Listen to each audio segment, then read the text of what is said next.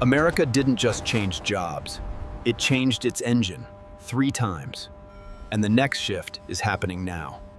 If everything feels more expensive, it's not just inflation. It's the economy changing shape under your feet. Automation, global trade, and AI are moving work to new places and leaving some regions behind. So what is America shifting from and shifting to? In the next 20 minutes, we'll break it down. Think of the economy like a machine. Change the fuel, and everything downstream changes too. For decades, manufacturing anchored wages, towns, and the middle class. Mass production fed mass consumption, homes, cars, appliances, and steady paychecks. When productivity rises and wages follow, society feels like it's moving forward together. Then trade scaled up. The world became one giant supply chain.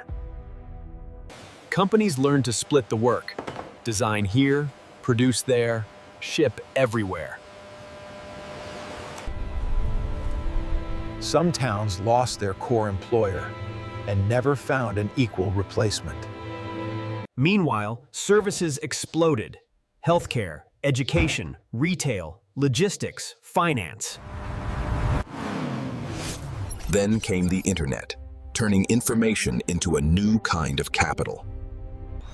Today, data and software sit underneath almost every industry. Will follow 3 forces: global trade, automation, and the new power of energy and chips. Containers made shipping cheap. Cheap shipping changed where things get made. Once cost became the main target, production chased lower labor and scale. Whole categories of manufacturing moved, especially labor-intensive steps. In the US, the loss wasn't just jobs. It was identity, tax base, and local momentum. New jobs appeared, but often paid less, with weaker ladders upward. The middle thinned out. Fewer solid, mid-skill roles that once supported families. Boosted margins. For workers, it raised the cost of switching careers.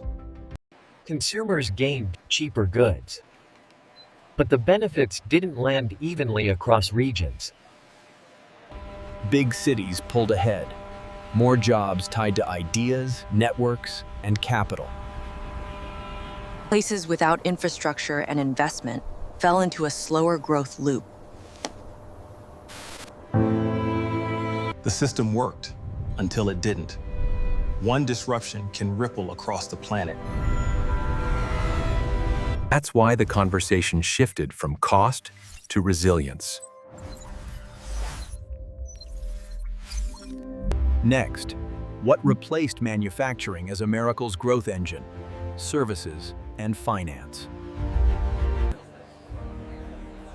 As factories shrank, services became the biggest employer in the American economy. Finance grew too, moving money, pricing risk, and shaping what businesses build. Credit expanded consumption. Buy now, pay later, on a national scale. Housing became a major engine. Construction, lending, spending, and confidence. But when money is cheap for too long, risk hides in plain sight.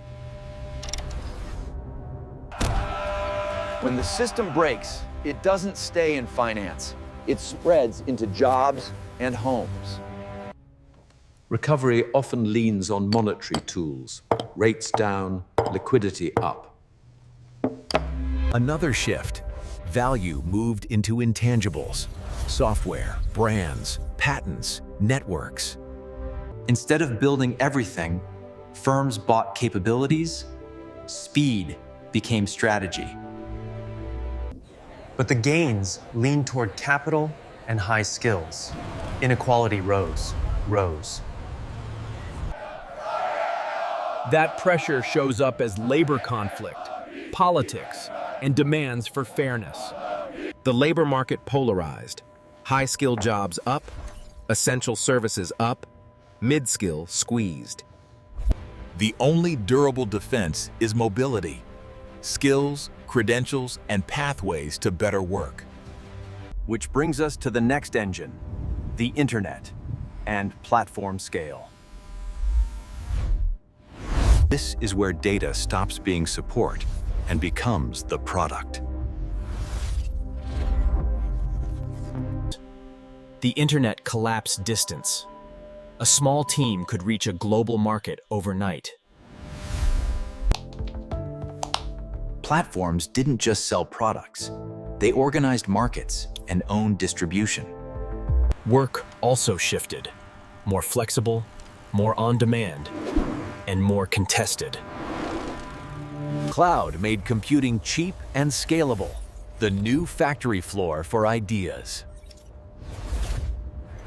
But digital scale has physical needs: power, chips, cooling, and secure networks. As everything connects, cybersecurity becomes economic security. Data turned attention into revenue, shaping culture, politics, and commerce. For small businesses, platforms opened doors, then charged rent for access. That's why competition policy returned.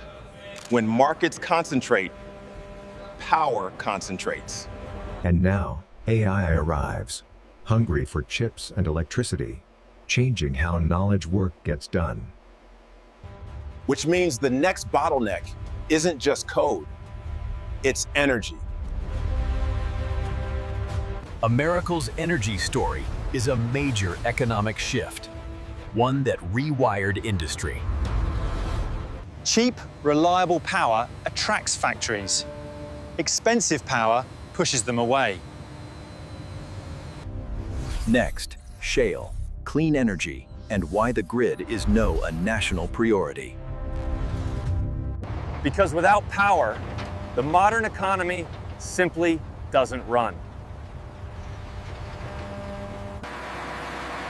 A domestic energy boom lowered costs for industry and changed America's leverage. Energy isn't just fuel. It's feedstock, chemicals, materials, manufacturing. At the same time, clean energy scaled up, driven by costs, policy, and climate risk.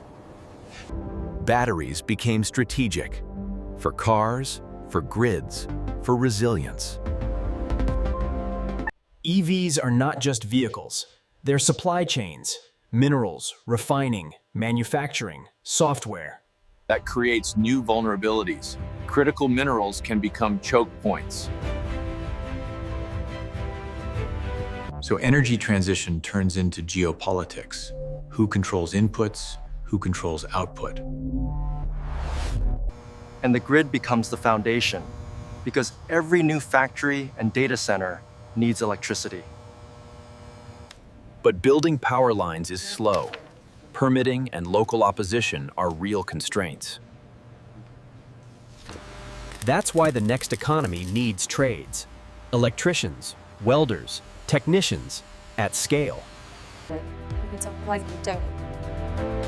Advanced industry doesn't work without a workforce pipeline. Now add a global shock, and you'll see why resilience became the new obsession. When supply chains snap, the cost shows up everywhere, fast. Shortages plus demand equals price spikes and a political crisis. Next, the supply chain shock, the labor reshuffle, and the push to build closer to home.